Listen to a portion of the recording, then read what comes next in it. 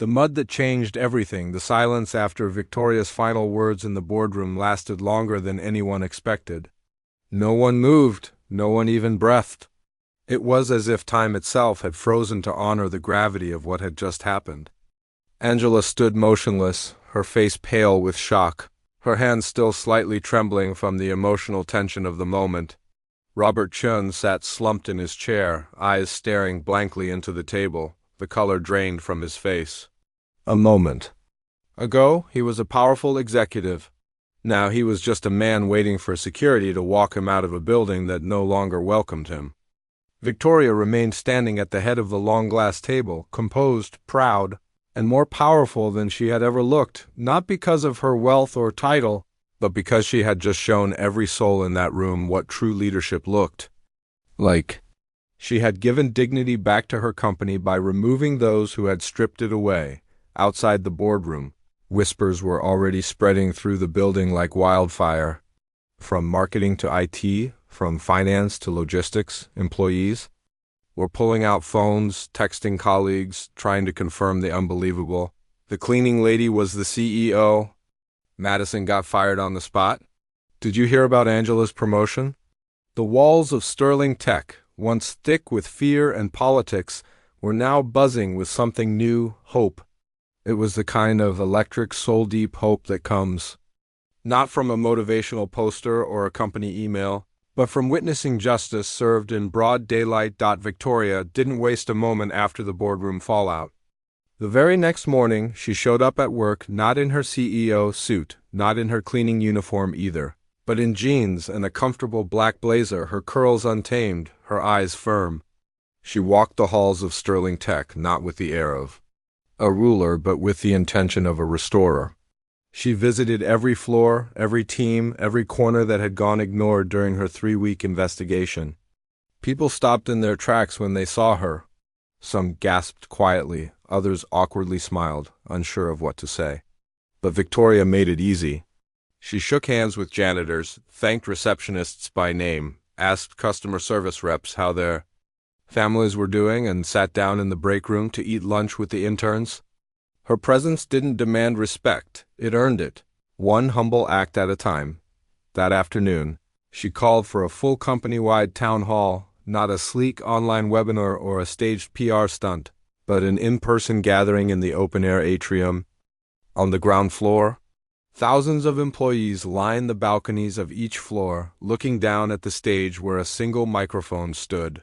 Behind it was a banner that read simply, "Every voice matters." When Victoria stepped up, there was no dramatic spotlight, no flashing cameras. Just her voice, steady and honest. She began by apologizing, not for the actions of Madison Blake or Robert Chun, but for her own absence. "I built this company to honor people like my mother," she said, her voice thick with emotion. "A woman who worked 3 jobs and still found time to hold my hand every night. I built this place for the ones who clean, who type, who fix, who protect, who support, because they're the soul of any company. But somewhere along the way, I lost sight of that. I trusted the wrong people, and some of you paid the price. I'm sorry, but today we begin again." The crowd was completely still, not out of obedience, but out of deep respect. Many had tears in their eyes. Others clapped softly. A few bowed their heads in quiet relief. It was more than just a speech. It was a cleansing. It was as if the mud that had been splashed on Victoria that day had washed off more than just her uniform. It had washed away years of silent suffering from workers who had felt invisible. "From now on," Victoria continued, "no executive decision will be made without first considering its impact on our lowest-paid employees. We're installing a permanent office of workplace dignity, and Angela Rodriguez will lead it. There will be a mandatory values audit every quarter. And if any executive is found disrespecting our staff, I promise you, they will leave this company the same day." Angela stood near the back of the crowd, her heart beating fast, her hands clenched together. She had been overwhelmed by the promotion, shocked, honored, terrified. But now, as she watched her CEO speak truth to power and address injustice so directly, she no longer felt scared. She felt ready. Her entire life, she had watched her parents be treated as less because they cleaned houses and laid concrete. She had dreamed of changing the world one spreadsheet at a time. Now she was being handed the power to actually do it. After the town hall, something shifted in the air at Sterling Tech. People walked taller. Smiles came quicker. Executives began reaching out to their teams not with orders but with curiosity. The cleaning crew received handwritten apology notes from staff members who had ignored them before. One custodian, a 62-year-old man named Earl, found a gift basket and thank you card on his supply cart. It read, "Thank you for making this place shine. We see you now." In the cafeteria, engineers now sat beside janitors. The invisible walls of class and rank were crumbling, replaced by conversations and eye contact. The old Sterling Tech had been slick, cold, and efficient. The new Sterling Tech was becoming something else entirely, warm, human, powerful, but not everyone was adjusting well. In the aftermath of Madison's firing, a few of her former protégés were trying to figure out where they stood. Some quietly exited the company, sensing that the culture shift would expose their own past misdeeds. Others tried to adapt, though. Their insincerity was easy to spot. Victoria didn't chase them down. She didn't need to. The system she was now rebuilding would naturally reveal those who no longer belonged. What she focused on instead were the people like Angela, the quiet heroes, the overlooked workers who had endured, stayed, and kept believing in something better. At the end of that first week, Victoria did something that once again stunned the company. She walked into the janitor's locker room wearing her old cleaning uniform. The crew, startled, stood up in confusion. "Don't worry," she smiled. "I'm not here to inspect. I'm here to clean. One day a month, every month, I'll be working with you. Not as your CEO, but as your coworker. I need to remember where I came from, and I want to see what you see." The older workers were speechless. A few blinked hard to hold back tears. Earl, the senior custodian, finally broke the silence with a laugh. "Well then," he said, tossing her a mop, "let's get to work, boss." And so, the woman who had once built a billion-dollar empire with a borrowed laptop now stood next to her cleaning crew, scrubbing floors again, not out of necessity, but out of choice. Not to pretend, but to remind everyone, including herself, what real leadership looks like. It wasn't sitting behind a desk ordering others around. It was walking among them, getting her hands dirty, and making sure that every person felt seen, respected, and valued. In the weeks that followed, Sterling Tech began receiving unexpected attention from the media. Reporters caught wind of the story, not from a press release, but from viral social media posts. Photos of Victoria in her cleaning uniform resurfaced. Employees shared testimonies anonymously on blogs and forums. Soon, headlines began to spread. Billionaire CEO goes undercover, fires execs for mistreating staff. Sterling Tech becomes model for dignity in corporate America, the mud that changed everything. The world watched in awe. But Victoria didn't care about the attention. She cared about the culture she was rebuilding, one employee, one conversation, one policy at a time. But Madison Blake hadn't disappeared completely. In the shadows, she was planning something. Bitter, humiliated, and burning with the need for revenge. The woman who once mocked hierarchy now saw herself as the victim of a public takedown. And though her lawsuit had failed, she wasn't done with Victoria Sterling yet. Not by a long shot. And so, while Sterling Tech flourished under new leadership, a new storm was quietly gathering on the horizon.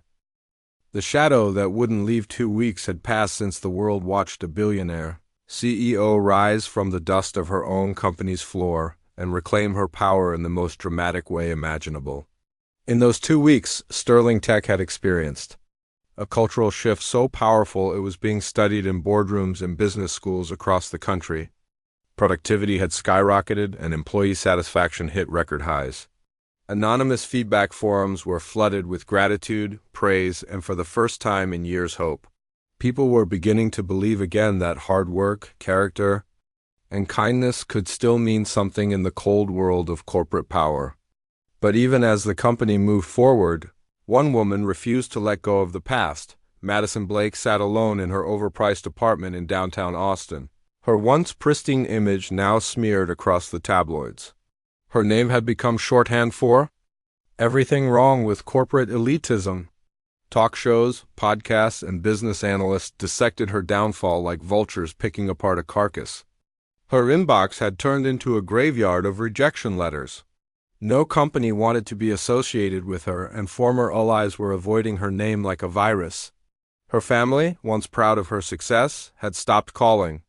Even her mother, who once sat on charitable boards and sipped wine while bragging about her daughter's executive title, had sent a single brutal text, "You embarrassed us."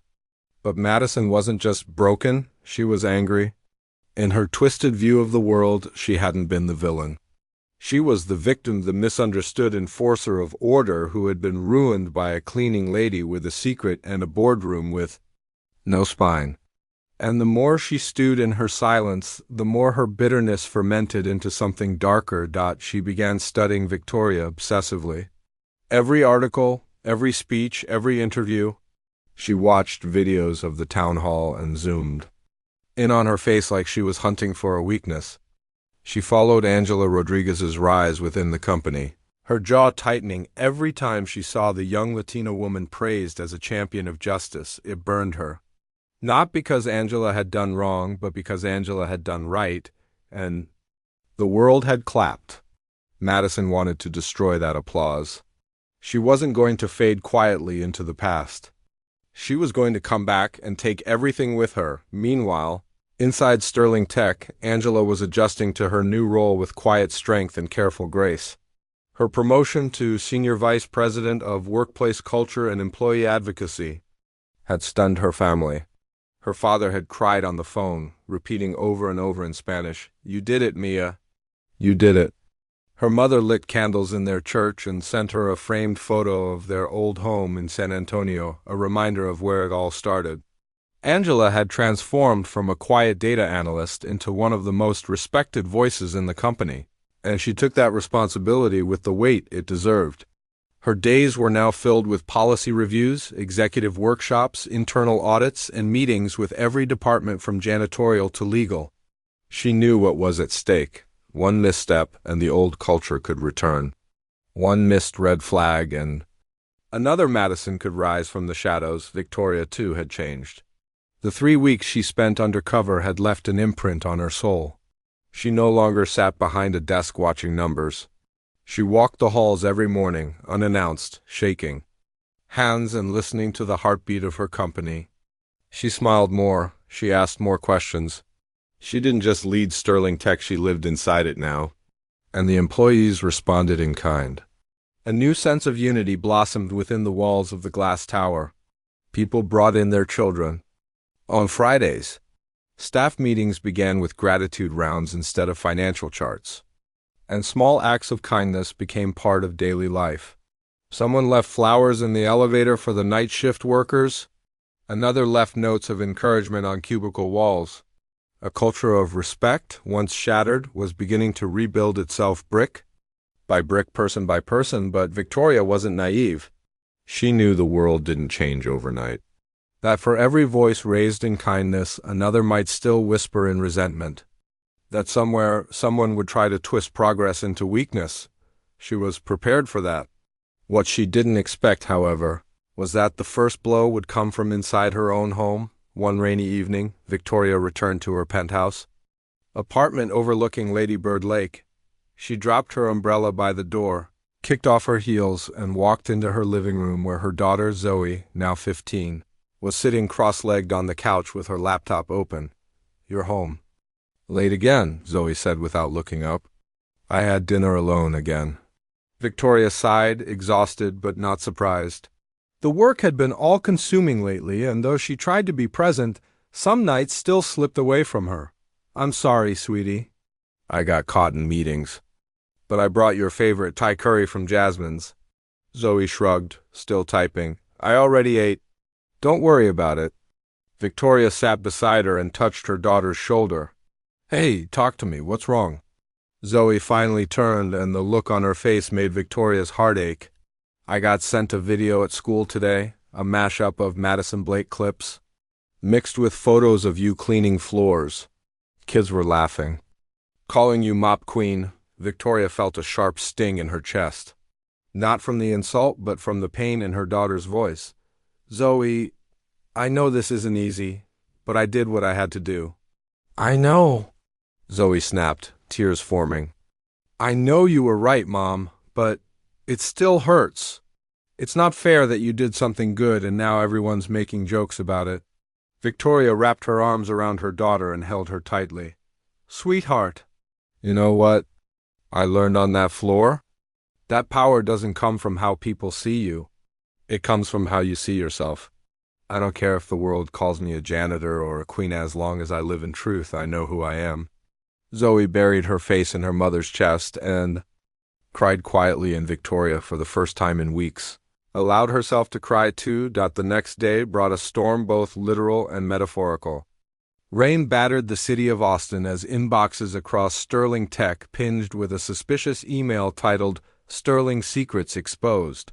Within hours, rumors began to swirl about leaked internal memos, fake audit documents, and anonymous allegations targeting Angela Rodriguez and Victoria Sterling. Some claimed favoritism, others whispered about impropriety. The email trail led back to a burner account, untraceable, vague, and clearly malicious.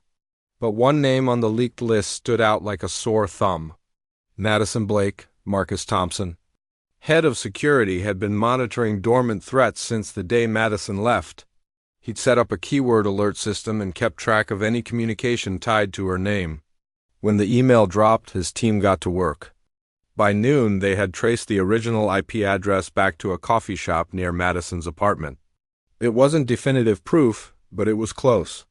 Victoria stared at the screen in her office, watching the memos roll in, some doctored, some completely fabricated. She wants a war, Victoria whispered. Marcus nodded. She does, but we're not going to fight it her way. Angela was devastated. Why would she do this? I never even... Victoria cut her off gently. Because you became everything she never could: honest, respected, loved. Victoria stood up and looked out the window at the storm clouds outside.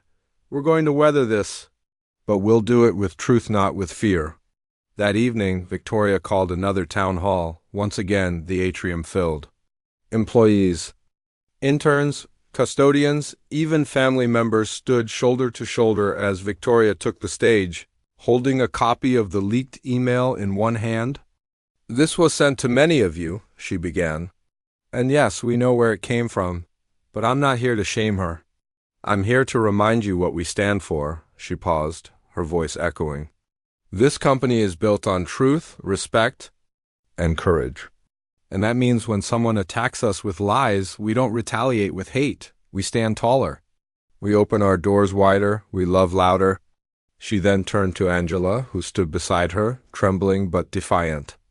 This woman risked her career to protect the soul of this company, and no anonymous whisper campaign will erase that. Not on my watch? The room erupted in applause, not the polite kind, but thunderous, heartfelt applause that rolled across every floor. Angela cried again, but this time they were tears of joy. Victoria ended the meeting with words she'd written years ago in her journal, back when she was just a mother working 3 jobs. When the world tells you to kneel, kneel only to help someone else rise. And then she stepped off the stage, holding Angela's hand, walking not in front of her, but beside her, just like she always would. The visitor at the gate. A new month had dawned at Sterling Tech, but the energy inside the company was anything but ordinary. The culture was shifting so rapidly, it was as if someone had opened the windows of a long, suffocating house and let in fresh air after years of stale silence.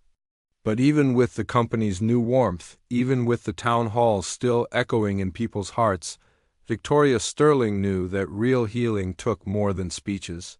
It took systems, structure, truth in the shadows. She'd seen what Madison could do when left unchecked, but Madison hadn't acted alone. No poison spreads unless something helps carry it. So Victoria met with Angela, Marcus, and a small hand-picked group of trusted employees and formed a new internal task force. Their mission wasn't flashy, it wasn't even public, but it was vital: uncover every policy, partnership, and executive. Habit that allowed cruelty to survive. If there were people still hiding behind smiling emails and perfect pitch decks while secretly enabling injustice, Victoria was going to find them and remove them like weeds choking the roots of her garden. The first shock came from the legal department. Angela discovered that a non-disclosure clause had been quietly inserted into all janitorial contracts over the past 2 years. That clause allowed Sterling Tech to terminate any maintenance worker without cause and without review. No one had noticed, not even HR, because it had been written in vague language and buried inside vendor agreements. Victoria was furious. "How did this get approved?" she asked during a late-night strategy meeting. Marcus, who had been digging through archived emails, answered grimly. Robert Chun signed off on it. 2 months after Madison took over. Marketing, my guess. They were planning the outsourcing move for over a year, quietly building the paperwork, so when it happened, no one could fight back. Victoria stared at the contract on the screen, her heart heavy. They didn't just break our culture, she whispered. They planned its funeral. Angela looked up from her laptop. So what do we do? Victoria didn't blink. We rewrite the whole system. Over the next 10 days, every department underwent an internal review. Angela personally sat in on shift meetings with security guards and cafeteria teams, listening to complaints and collecting stories. One older woman named Gloria, who'd worked in the mailroom for 12 years, revealed that she hadn't been invited to a single company celebration in over a decade. They always told me it was for salaried staff, she said softly, staring. Down at her shoes, Angela's throat tightened. Gloria, she said gently, you helped build this place. You should be the one cutting the ribbon, not left outside the gate. They hugged right there in the hallway, and Victoria, who had been quietly watching from behind a pillar, wiped away tears she didn't try to hide. But amid all the change, amid the meetings, the reforms, and the rebuilding, Victoria hadn't been prepared for the man who would appear at the company gate just after sunset one evening. She had just finished a full day sitting with the tech team, reviewing how employee input could be better integrated into software design. She was walking through the front lobby in jeans and a hoodie, waving to the night staff as she passed, when a security guard rushed toward her.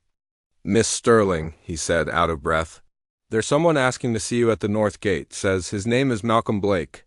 Victoria froze. Blake? She asked cautiously. As in? Madison's brother?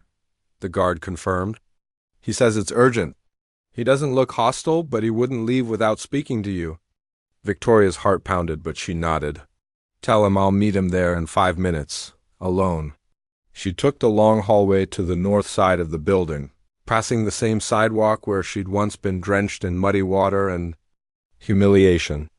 As she reached the glass gate, the rain had just stopped, and the sky was painted in streaks of pink and ash gray. There, standing just outside the entrance, was a man in his early 40s. He looked nothing like Madison.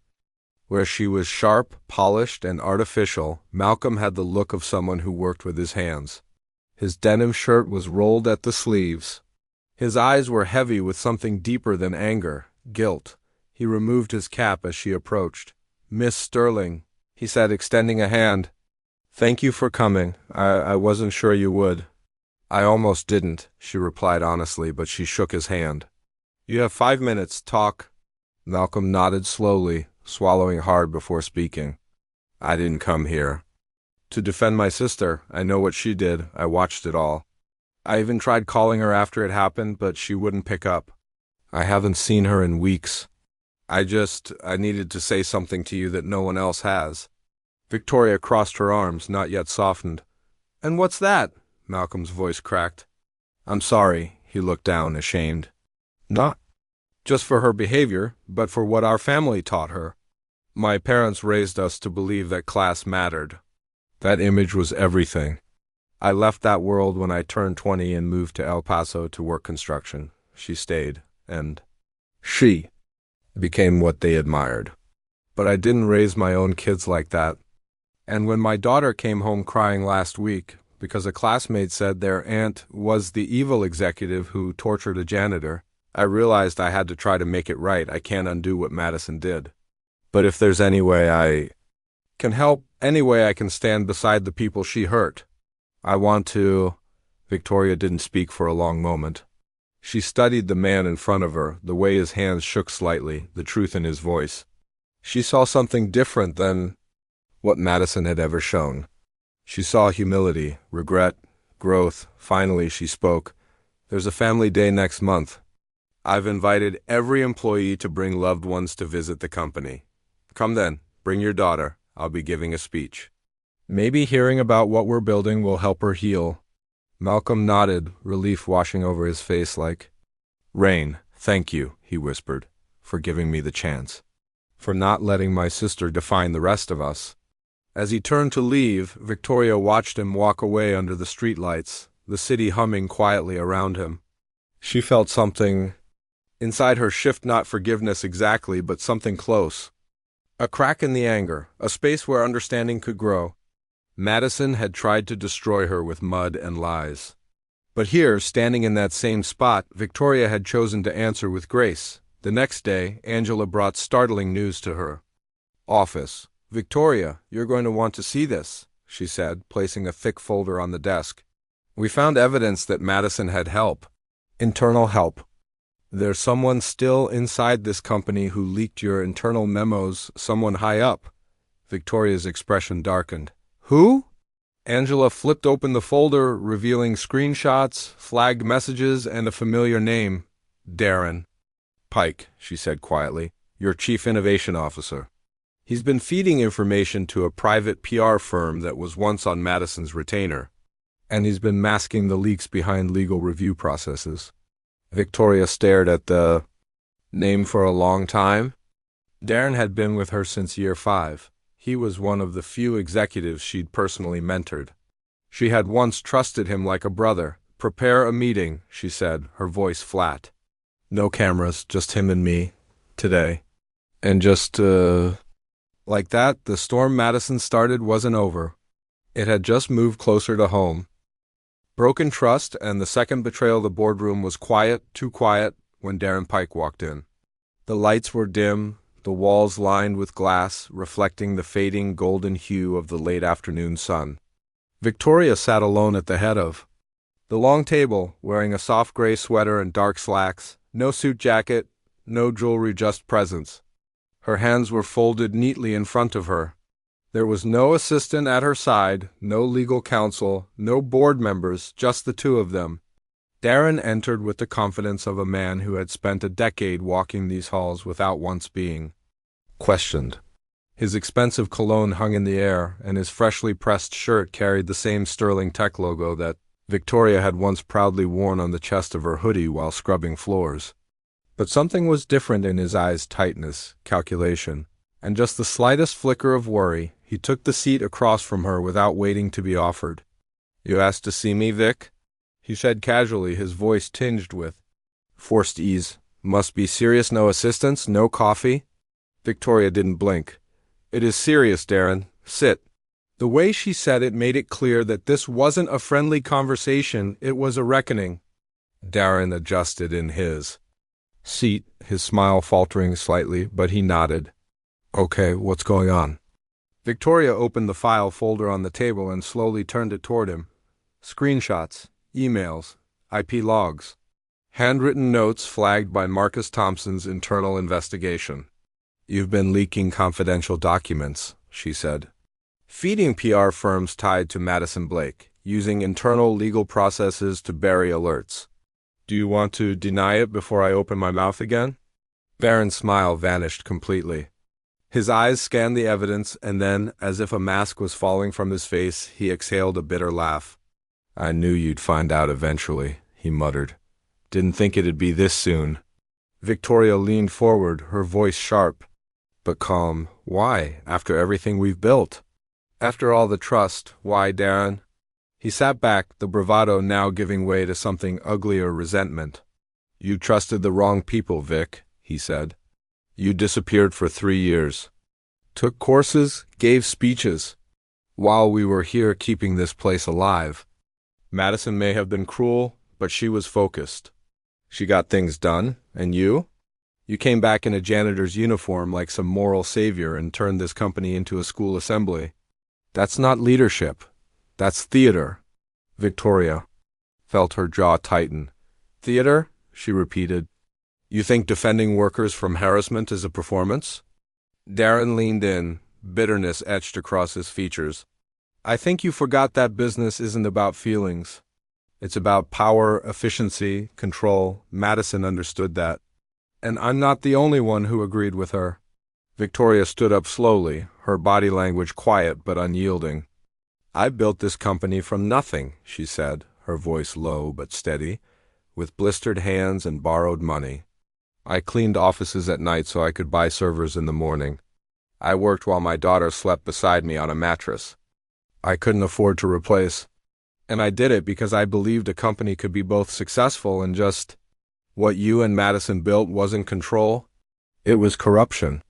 Darren's face was a mix of disdain and disbelief. You're firing me? He asked.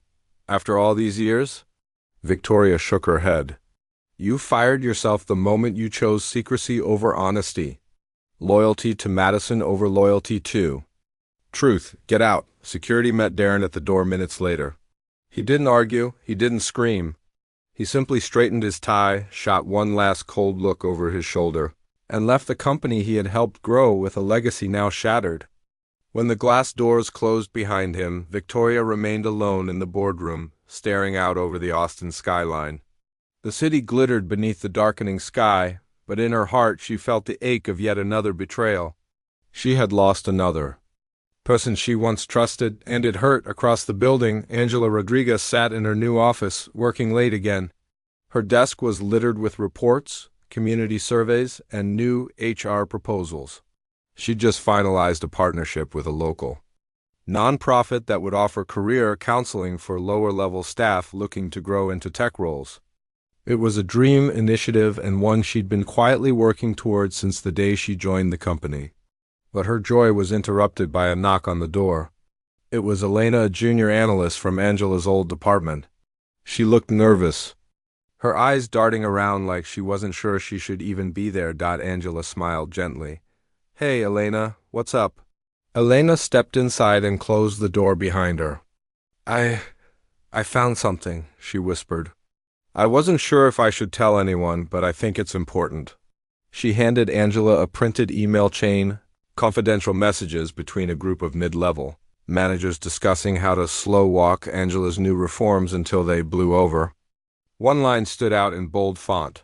She's a feel-good story, not a real leader. Let her drown in policy and paper cuts. Angela felt her heart sink. These were people she'd mentored, people she'd helped. She read the emails again and again, each line like a fresh slap in the face, but then she looked up at Elena, this young woman, barely 2 years out of college, risking everything by bringing the truth forward. And something inside Angela shifted. She wasn't going to cry. She wasn't going to back down. She was going to stand taller. Thank you, Angela said softly. You just showed more courage than half this building combined. She stood up, pulled her cardigan over her shoulders, and took a deep breath. Let's pay them a visit. The next day, Angela held a surprise department meeting. No warning, no agenda. She walked into the room where the whisperers had gathered, unannounced, and laid the printed emails on the center table. If you're going to try to sabotage the culture we're building, she said calmly, at least have the guts to sign your name. The room fell silent. Some looked ashamed. Others didn't, but Angela didn't care. This isn't about being nice, she continued. It's about being right. And if you think kindness is weakness, then you've already disqualified yourself from the future of this company. Later that afternoon, Victoria called Angela into her office. The moment she walked in, Victoria handed her a thick envelope. What's this? Angela asked, confused. Your next mission, Victoria replied. We're opening a satellite office in Atlanta. It's going to be our pilot program for culture-first leadership. I want you to oversee the entire launch. Angela's eyes widened. You trust me with that? Victoria nodded. With my whole heart. As the day drew to a close, something unexpected happened. One of the older janitors, Earl, knocked on Victoria's door. Got a minute? he asked. She smiled and welcomed him in. I just wanted to say thank you, he said. Not just for keeping us around, but for making us matter. He handed her a small photo frame. Inside was a picture of the entire cleaning team, smiling, laughing, arm in arm. We took this last night. Thought you should have a copy. Victoria took the frame gently, her eyes misting over. Thank you, Earl. This means more than you know. But just as the company was beginning to breathe freely again, Marcus sent her a message that made her stomach twist. Urgent, Madison Blake scheduled as keynote speaker at Dallas Tech Leaders Summit. She's coming for you. Victoria stared at the email, the photo attached showing Madison in a navy blue pantsuit, standing confidently under a new company logo. She had started her own consulting firm, Dominion Strategies, and she was promising to teach other executives how to reclaim authority in a permissive workplace. She's trying to rebuild, Victoria whispered, not herself, her empire. And the war that began with a splash of mud wasn't over. Not yet.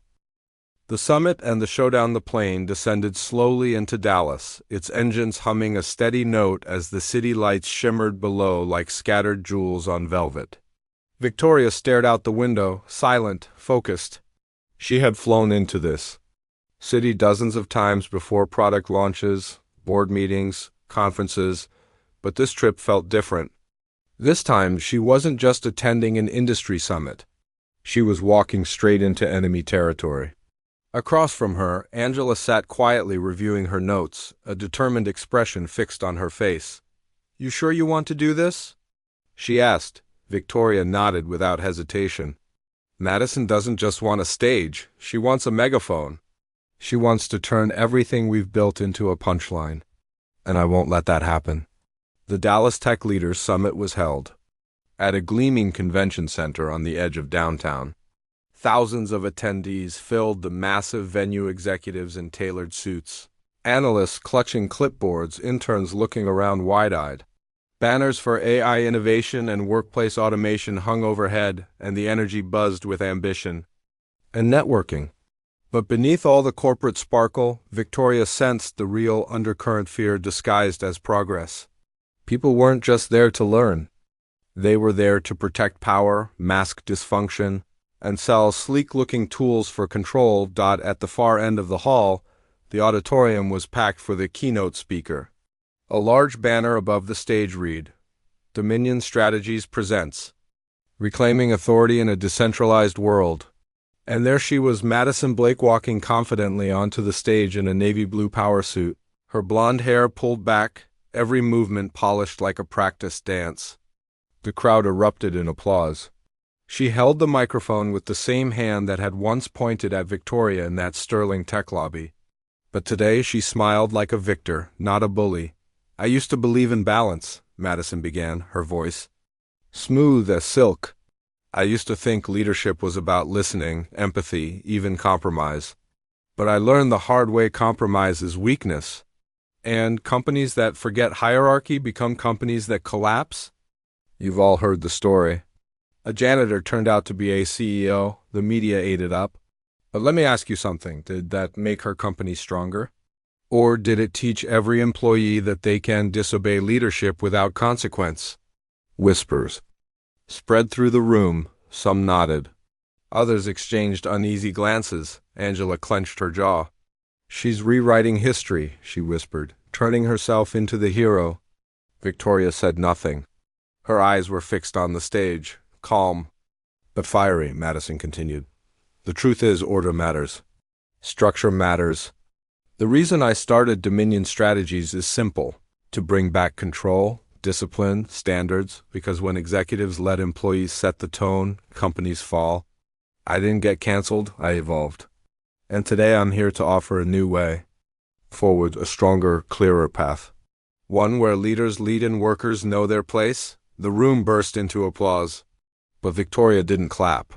She stood up. Angela's eyes widened. You're going up there? Victoria nodded. It's time someone said the truth out loud. Where it matters. Without waiting for permission, without asking for a mic, Victoria walked straight toward the stage. People turned in their seats, murmurs rising like waves. Some recognized her immediately. Others blinked in confusion. Madison, still on stage, froze mid-sentence as she caught sight of the woman she thought she had buried beneath shame and mud. Victoria reached the base of the stage and spoke not with a microphone, not with theatrics, but with the quiet authority that Madison could never fake. "I didn't come here to debate," she began, her voice carrying across the room. "I came to remind you what leadership is really about." The room fell silent. "I scrubbed my own company's floors for 3 weeks," she said. "Not because I lost control, but because I wanted to understand how it feels to be unheard, to be dismissed, to be treated as less." Her gaze locked with Madison's, and I saw firsthand the kind of cruelty people, like you, justify with words like order and hierarchy. But here's the truth, Madison, you didn't build anything. You broke things, you didn't lead, you lorded. And what you call weakness was actually humanity, the one thing you never learned to respect. Madison tried to interrupt.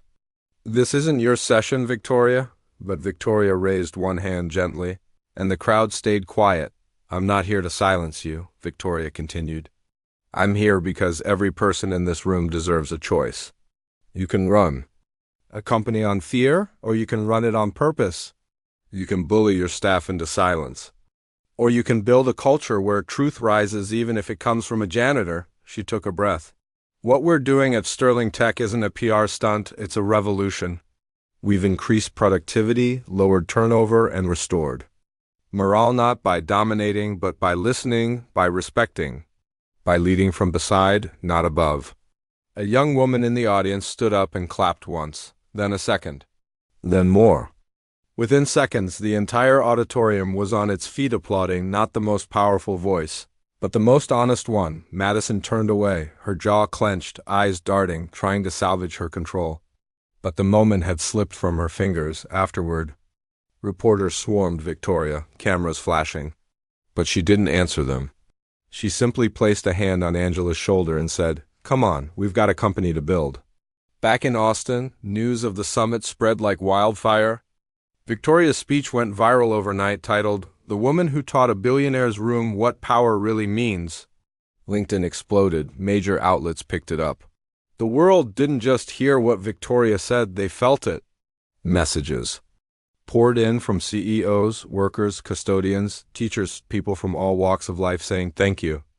Because someone finally said what they always wished their boss would say, "You matter. Your job has dignity. You don't need to be loud to be seen. You just need to be valued." But the real moment of transformation came a week later. Victoria received a letter, written in pen, hand-delivered to her office. No return address, just 2 short pages in neat cursive handwriting. It read, "Victoria Sterling, you may not believe this, but your words reached me. And for the first time in a long time, I cried. Not from anger, from understanding. I hurt you because I thought you were beneath me. I mocked you because I feared losing control, but I was never in control. I was scared, entitled, lost. You reminded me what I buried years ago, that leadership isn't power, it's service. I'm leaving Dominion Strategies. I'm going quiet for a while. But I wanted you to know you didn't just win a room that day. You saved a piece of me I thought was gone. Maybe someday, if I earn it, I'll be worthy of leading again. Until then, thank you." Madison. Victoria sat quietly, holding the letter in her hands. She didn't smile. She didn't cry. She simply closed her eyes, exhaled deeply, and whispered, "Finally." Because in that moment, she knew something even more powerful than justice had happened, redemption had begun.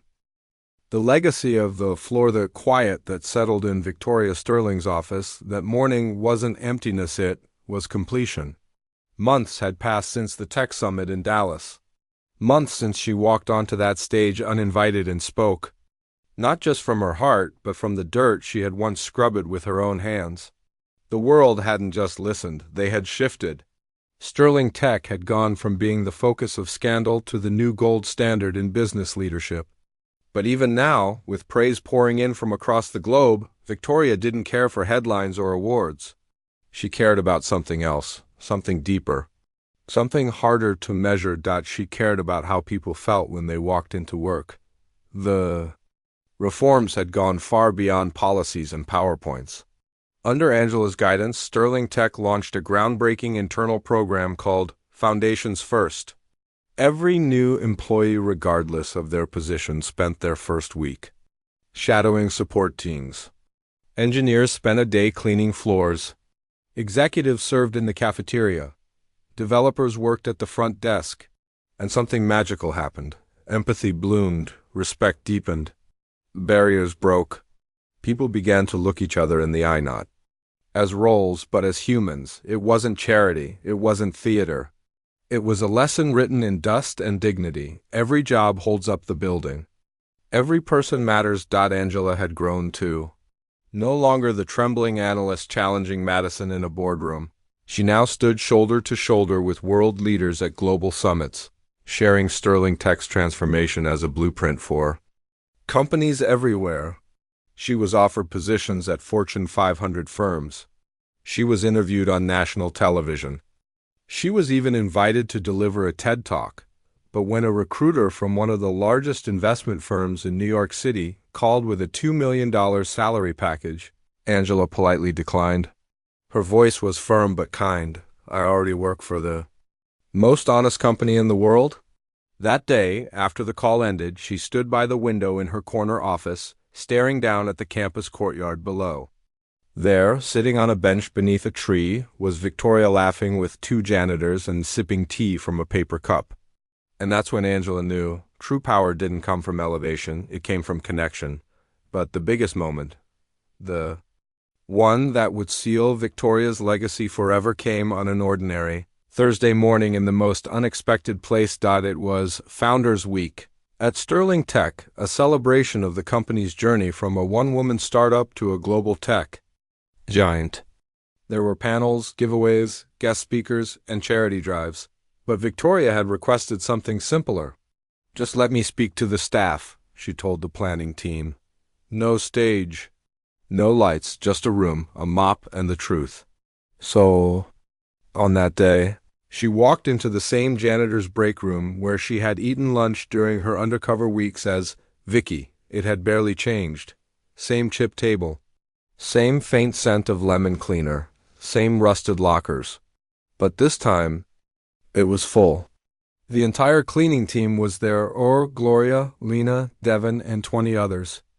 They stood as she entered, stunned. Victoria smiled. Don't get up for me, she said softly. Today I'm the guest here.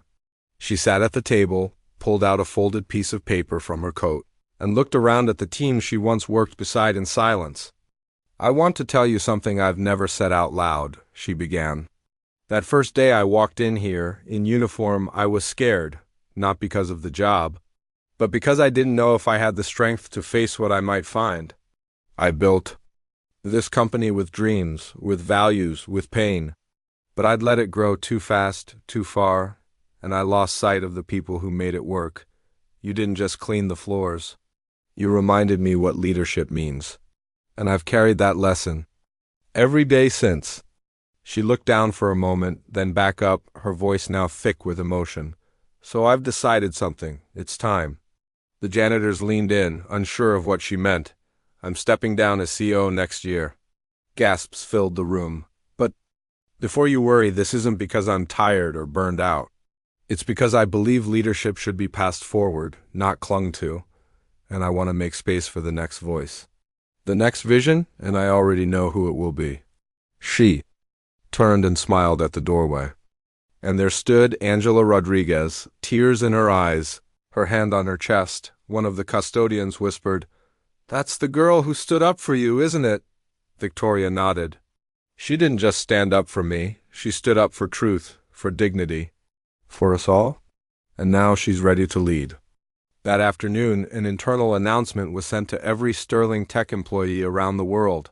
Effective next fiscal year, Angela Rodriguez will assume the role of CEO of Sterling Tech. Founder and current CEO Victoria Sterling will transition to chairwoman of the board. In honor of her legacy, the main headquarters lobby will be renamed the Victoria Sterling Hall of Honor.